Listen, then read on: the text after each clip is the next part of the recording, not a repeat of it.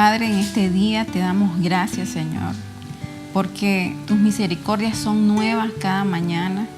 Y hoy hemos podido ver tu misericordia, Señor, sobre nuestra vida, sobre nuestra casa, sobre nuestra familia. Señor, enséñanos a guardar nuestro corazón, pero también a andar, Señor, en pos del tuyo.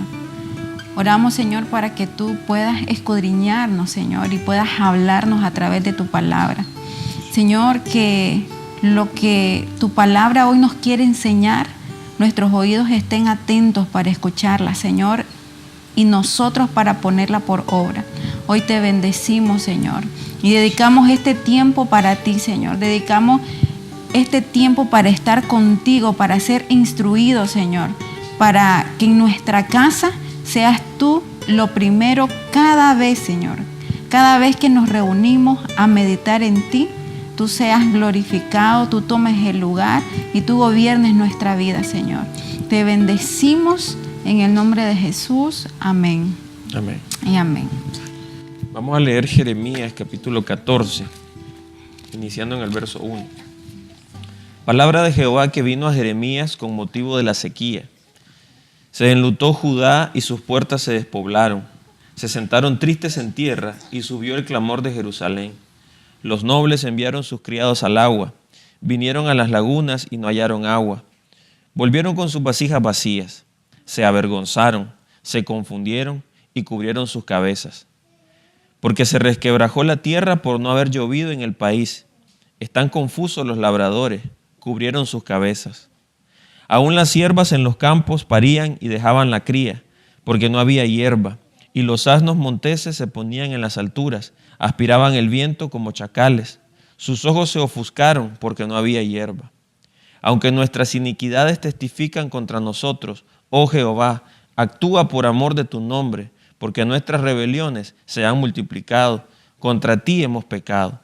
Oh esperanza de Israel, guardador suyo en el tiempo de la aflicción. ¿Por qué te has hecho como forastero en la tierra y como caminante que se retira para pasar la noche? ¿Por qué eres como hombre atónito y como valiente que no puede librar?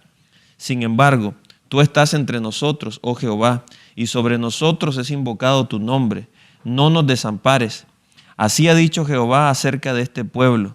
Se deleitaron en vagar y no dieron reposo a sus pies. Por tanto, Jehová no se agrada de ellos. Se acordará ahora de su maldad y castigará sus pecados. Me dijo Jehová, no ruegues por este pueblo para bien. Cuando ayunen, yo no oiré su clamor, y cuando ofrezcan holocausto y ofrenda, no lo aceptaré, sino que lo consumiré con espada, con hambre y con pestilencia. Este pasaje nos habla de la condición del pueblo de Judá, de la forma en que se dejaron llevar por la idolatría y cómo ahora Dios está enviando un juicio, un proceso sobre todo el pueblo.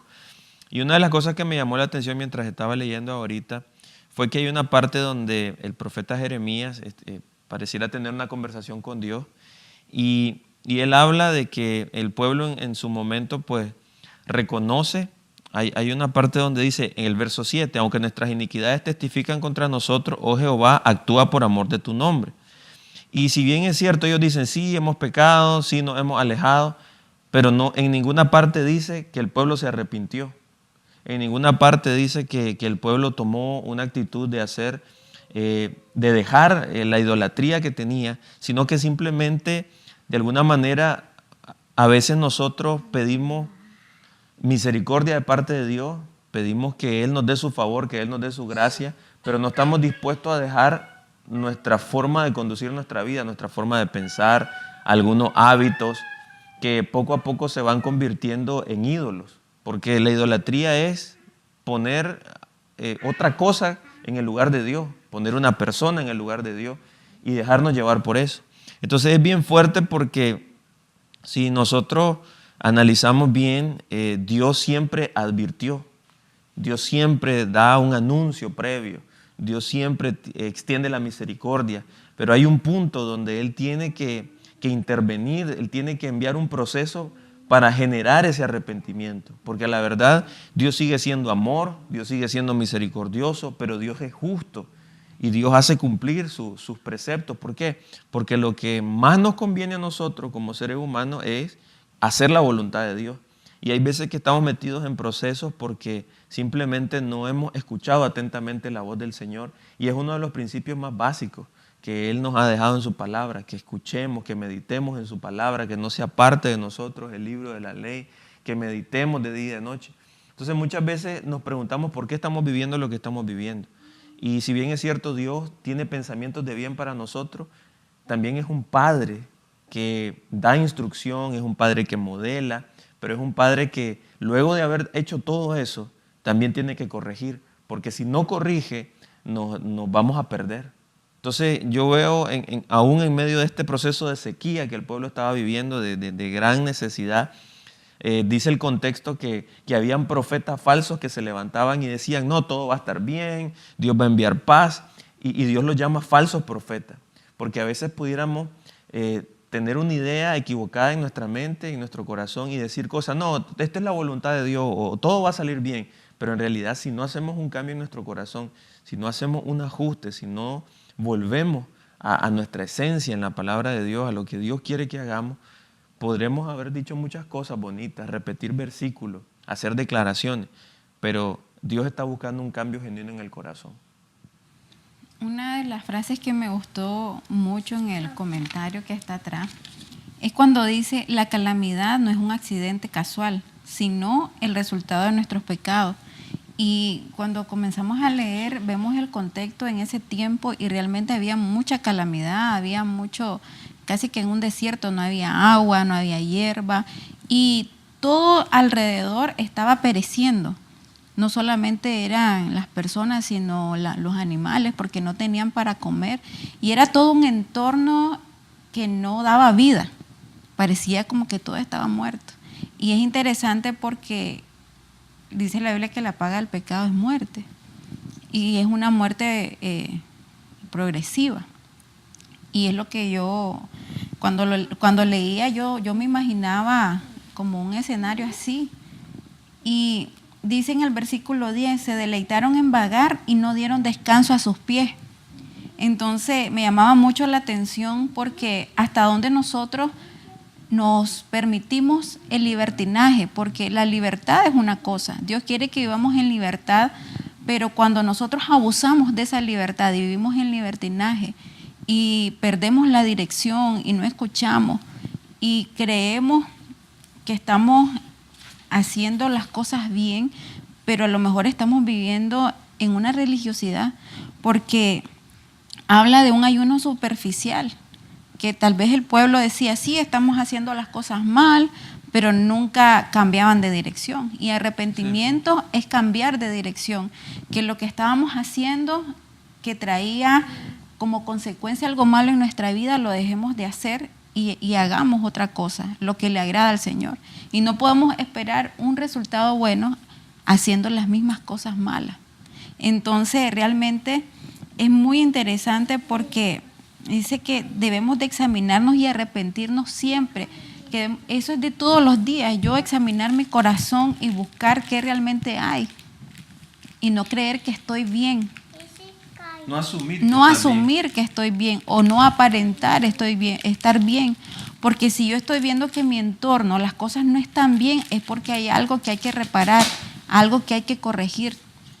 Y eso fue algo que me llamó mucho la atención y creo que aquí el único que dice, Jeremías dice, nuestros pecados nos acusan y muchas veces hemos sido infieles y hemos pecado contra ti.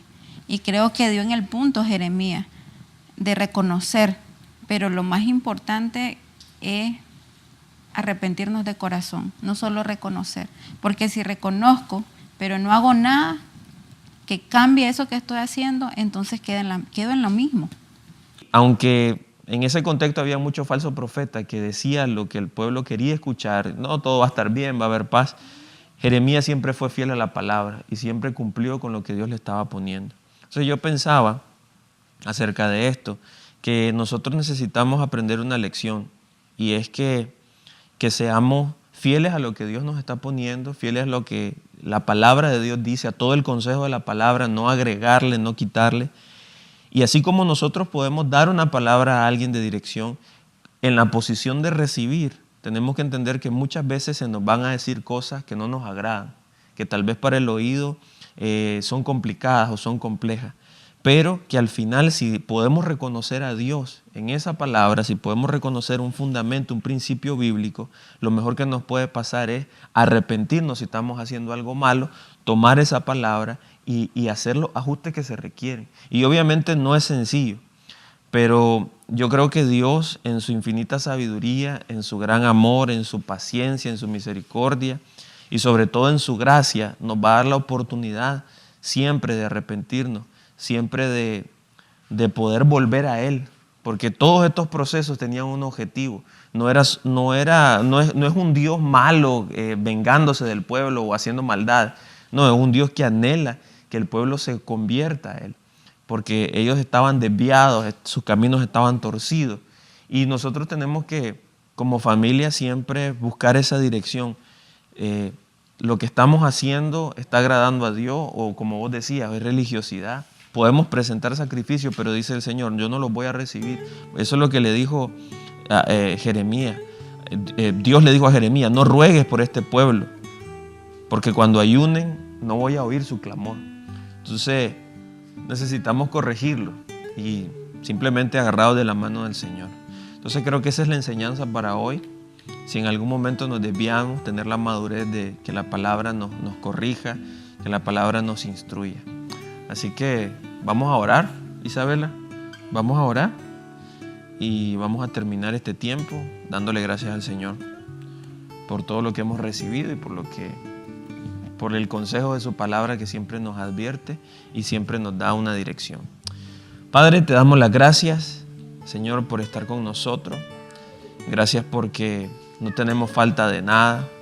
Tú has sido detallista, Señor, y has suplido cada una de nuestras necesidades.